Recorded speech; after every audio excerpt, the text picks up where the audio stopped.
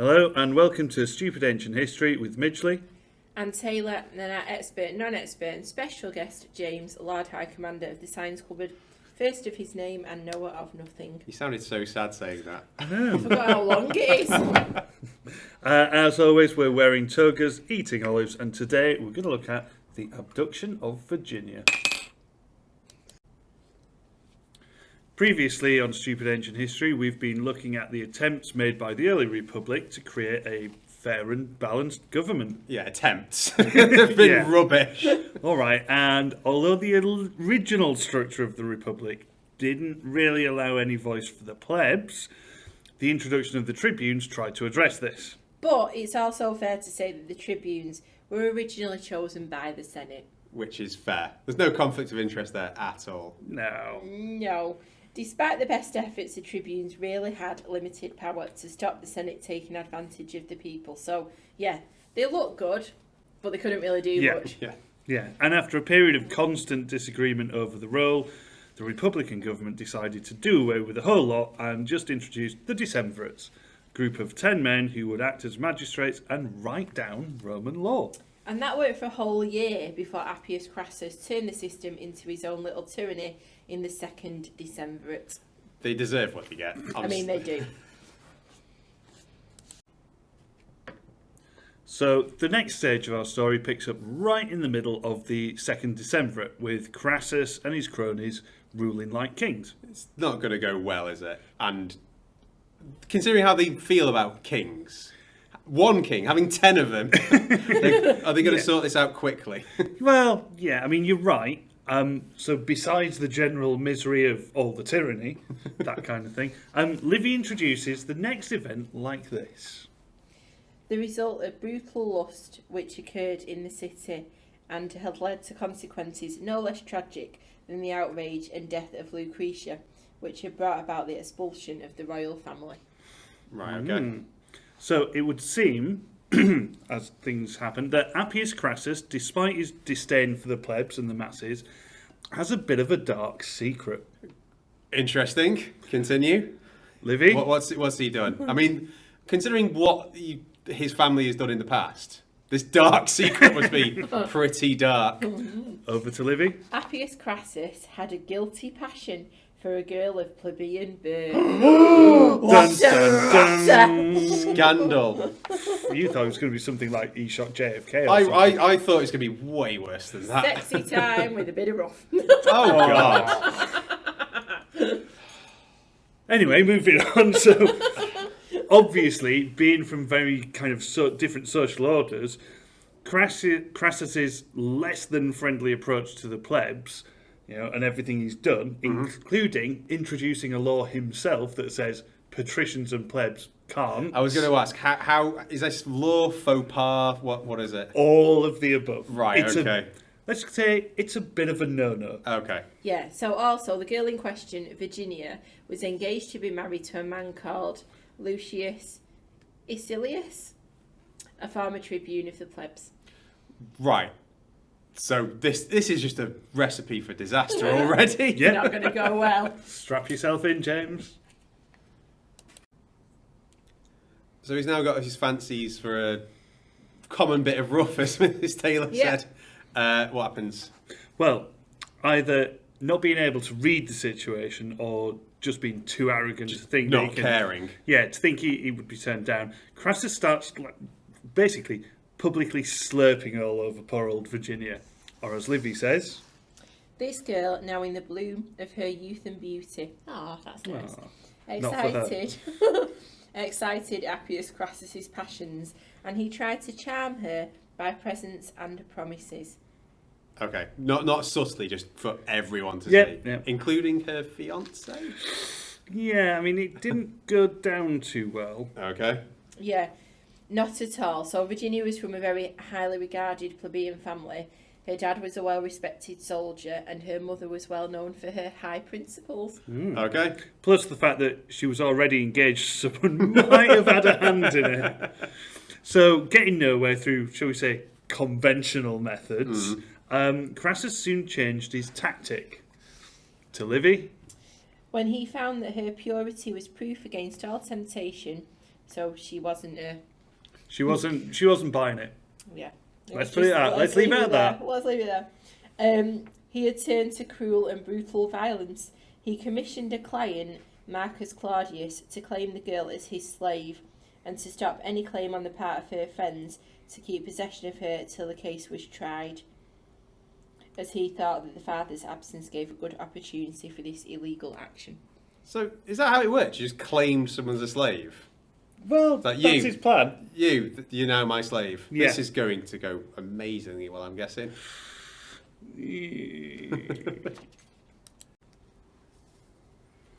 So yeah, Crassus's plan is quite simple but pretty devious. Ultimately, he gets one of his little mates, one of his little cronies, you know, like the thing on Jabba the Hutt's shoulder. I'm embarrassed to say I know the name of that. I know you know the name of that. Anyway, he gets... Shut up. History teacher, you can't say anything. So anyway, he gets one of his little cronies to publicly state, Virginia, there she is, she's a slave, and then as property, this allows Crassus to step in. Like, step in how? Is like the brave man saving her from slavery or claiming the property? Just claim the property. Like, right, that's okay. fine, He's not doing the full Hollywood, like, get your mate to make you look like a hero thing. Oh, no. He's just claiming a woman. Yeah, he's just claiming a woman because Fantastic. he's a great guy. How are Roman slaves common? Are they not more like people they've captured or... They normally are, but obviously if you get two slaves, a mummy slave and a daddy slave. Yeah. And They love each other very much. Anyway, I have to write this down. I'll draw you a diagram. Oh my god. Please don't. Anyway, it's not the best plan in the world. No. But the key part to this plan is, let's not forget, Crassus basically controls the government. Yeah. So if anyone wants to protest about this, they're going to Who are they protest going to that. complain to? Yeah, Crassus. So anyway, one afternoon, as Virginia is leaving her school in the Forum, Wait, yeah, she's at school. when you what was that quote like? The flowering beauty. How Yeah. old is she? Well, she's at school. Oh, 14, 15? Yeah, about that. Anyway, so as she's leaving school, Marcus Claudius, the little minion, strikes. And Livy says, The Decemvir's desire laid his hand upon her, declaring that she was the daughter of a slave of his, and therefore a slave herself. He then ordered her to follow him, and threatened, if she hesitated, to carry her off by force. right. Yeah. So get in the van, basically. Otherwise, I'm going to put you in the van. Yeah. that sounded a bit dark then. A bit of prior experience. Anyway, moving swiftly on. This calamity, this commotion, it causes a bit of a stir in the Forum, and starts to draw passers-by, and people start. So they've done it in looking the on. most public place Oh yeah, possible. in the middle Right. of Rome. He's trying to run off with his schoolgirl. Everyone else, rightly so, is going, no. And more people are coming to Virginia's aid. Yeah, so wanting to avoid any form of a kick-off, Virginia follows Marcus to the court, where guess who should be sitting as magistrate? Go on. Appius Crassus. Oh my god, I'm shocked. Dun, dun, dun. And here his little mate Marcus puts forward his claim. He says, They came before the tribunal of Appius Crassus. The claimant rehearsed a story already perfectly familiar to the judge, as he was the author of the plots. How the girl had been born in his house, stolen from there, moved to the house of Virginius, and fathered by him.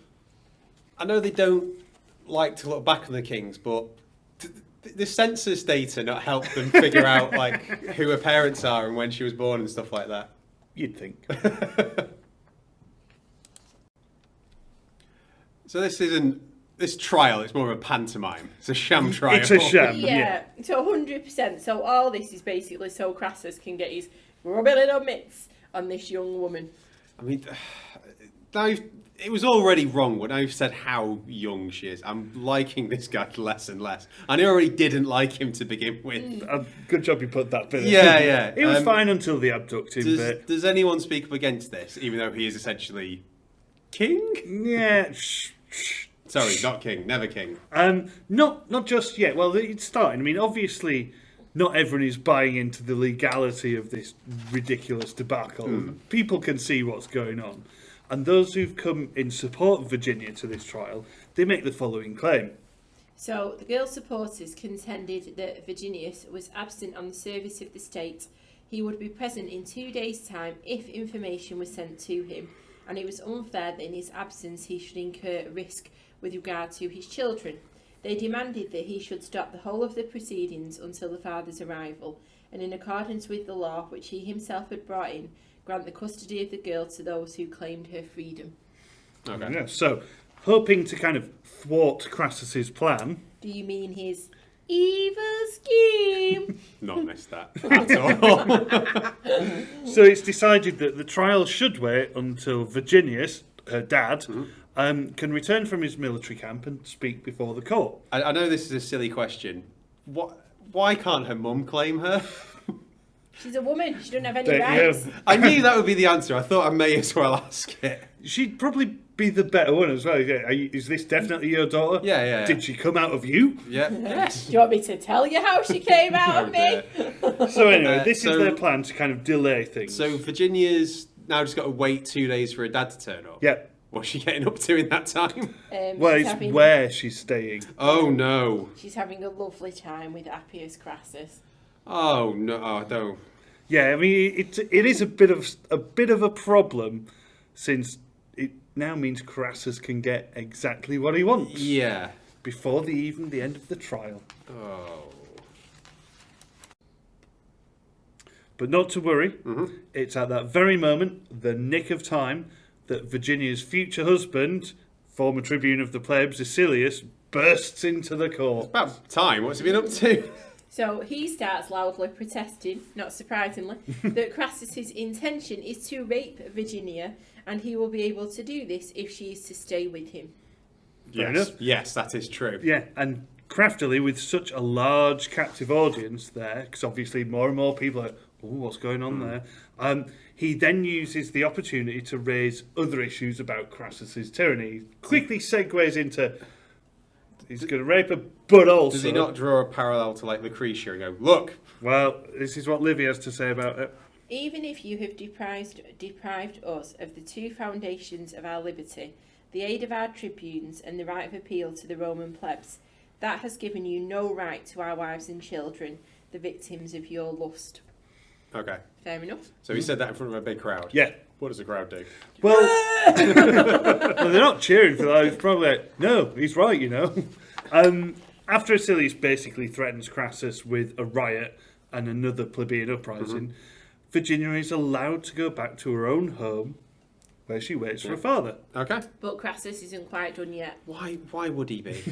What's he up to? Well, he prepares a letter to his friends who are in charge of the military camp Virginius is stationed at, asking that he is held there and not allowed to return to Rome. Right, okay. So her dad can't turn up and claim her as his property. Because he can't leave the military camp. Yeah. Yeah. Yeah, but Crassus is so confident in his plan that he doesn't send the letter straight away. He thinks he's got time on his hands. But whilst he's taking his time with his evil schemes, Acilius's friends had already left Rome, reached the military camp, and Virginius had already had permission to return to Rome. So he's like, I've got this in the bag, I don't need to actually Yeah. do anything. It's almost as bad as the Bond villain telling everyone the evil Yeah, plan. She's like, yeah. oh, won't worry about I'll that. explain my elaborate plan.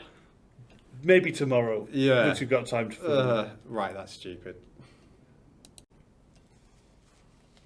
So, as Virginius returns to Rome, the trial can continue. And again, Crassus convenes the court. How does Crassus react to? Oh, probably should have got. You probably blame Probably should have someone sent else. that letter. Yeah. Yeah. Yeah, so as before, like we're saying, Crassus gets the court, and the lackeys kind of state his case. Again. Okay. But before Virginius is even allowed to speak and state his case, Crassus simply passes his judgment. He just decides, yep, Virginia is indeed a slave, she's not Virginius' daughter. Which would give Crassus the right to simply take her. It's not the best plan. Just nope. Just shouting something before someone's. Yeah, it's like, right, yeah, he's here to say this, but no, you No, can't no, speak, get with it. Not listening to you. How do the plebs take that? Well, not well. I didn't thought they No, would. Not well. So Virginius stands, the big stroppy army guy, points a finger at Crassus and loudly calls out, Dramatic pause. Dramatic pause. It is to Isilius and not to you, Appius Crassus, that I have betrothed my daughter.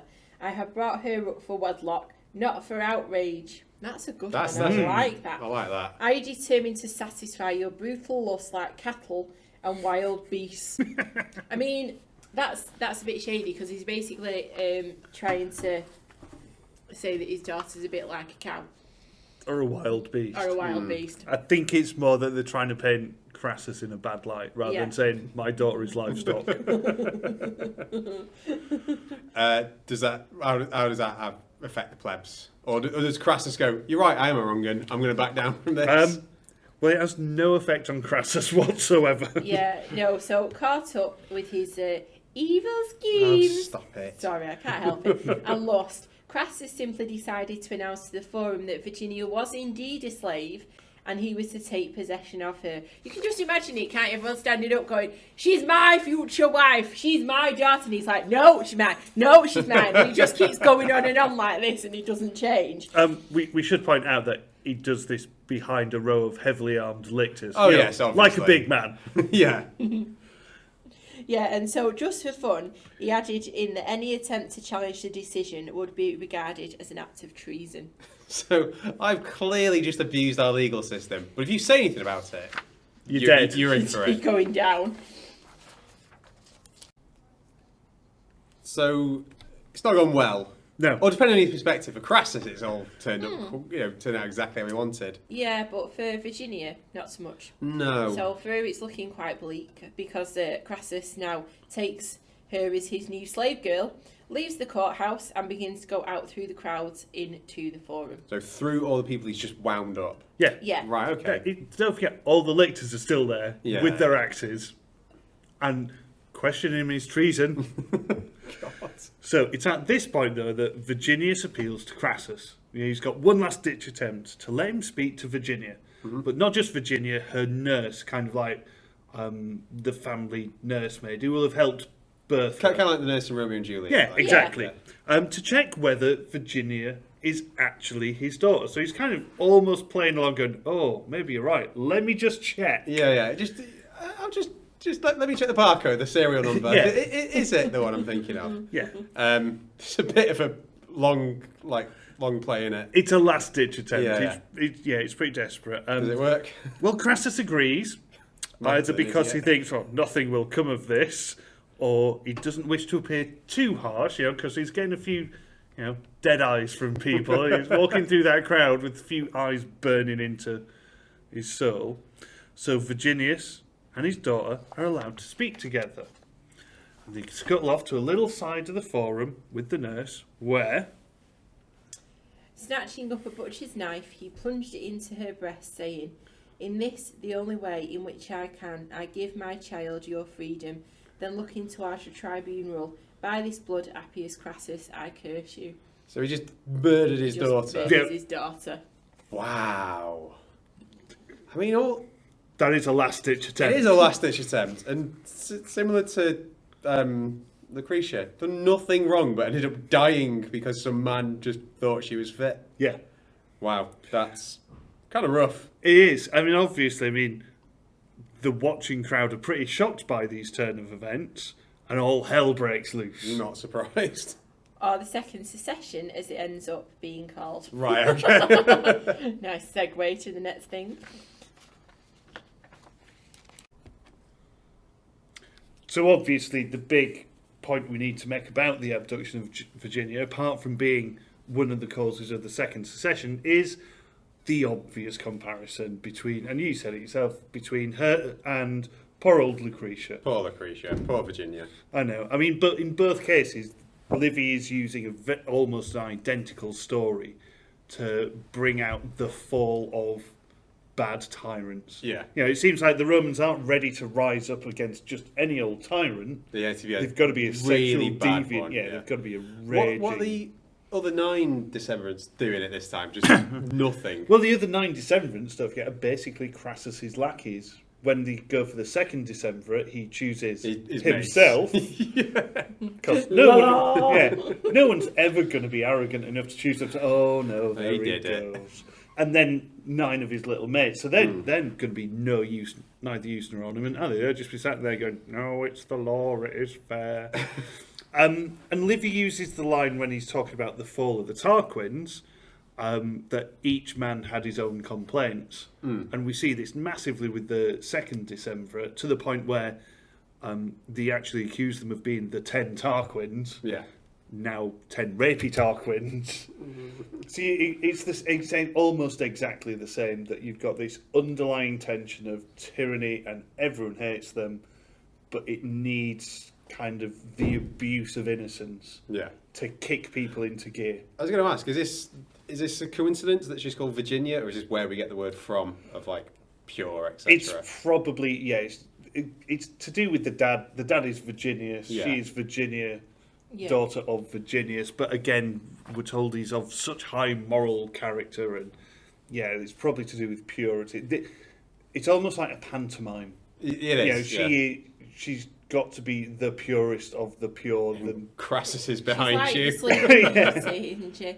Like the Sleeping Beauty or Snow White. Or She's the Cinderella. fairy tale She's the princess, and he's the dirty old man. He's the in Jafar. Transit fan. Yeah. I've not really seen Aladdin, so I'm taking it he's a bad guy. Not even the good one, the old one. No. Oh, wow. He is the bad guy. But it's also, isn't it? Is he a bit rapey? I mean, he is. Even in Disney? Oh, no, he's definitely after the young girl. Yeah, he looks a bit it's- dodgy. yeah, Looks a it's bit dodgy. weird. But it's this idea, isn't it, that it's playing on the gender stereotypes again. You know, like the ideal Roman woman is someone who is chaste, pure, moral, a bit of a homebody. Yeah. You know, that kind of thing. And it's all, like you say, it's all about taking that innocence away. Which is a very un-Roman thing to do. Yeah. You know, it goes against their laws, it goes against the kind of... It's almost kind of Augustan morality, isn't it? Yeah, well, it's as if you've got two very kind of strict codes, isn't it, to do with morality. Men have one thing, women very much have another, and then morality shifts as well, depending on kind of whether you're married or not. Because ultimately, if you're married, then it's fine for men to go and sleep with whatever. But even then, women still are supposed to stay true to the husbands. So there's this idea that women are always supposed to be the ones that are kind of more morally virtuous and, you know. But, stealing schoolgirls, bad. Yeah, Bad. just Let's just leave that out there, just to make sure. Declaring them slaves. So there you have it, our quick look at the abduction of Virginia. Thank you for listening. We hope this has been useful. Leave us a comment below. And until next time, goodbye. Bye. Bye.